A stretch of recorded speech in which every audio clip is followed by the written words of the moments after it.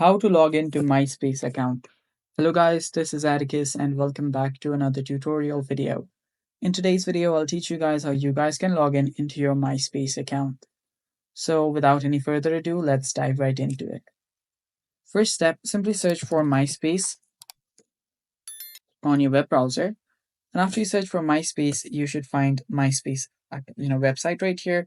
Head over to myspace.com after that. After you open up myspace.com, here you'll find the sign up or sign in page. Tap on sign in. And after you tap on sign in, all you have to do is type in your email address or username right here, and then your password right here. Type in the password, and if you want to keep yourself signed in, check this box here and then tap on sign in. After that, you'll be logged in into your MySpace account, and it's basically that simple. And that's all for today's video. Thanks for watching, guys. Don't forget to hit the subscribe button and also don't forget to like the video. Thanks for watching. Bye bye.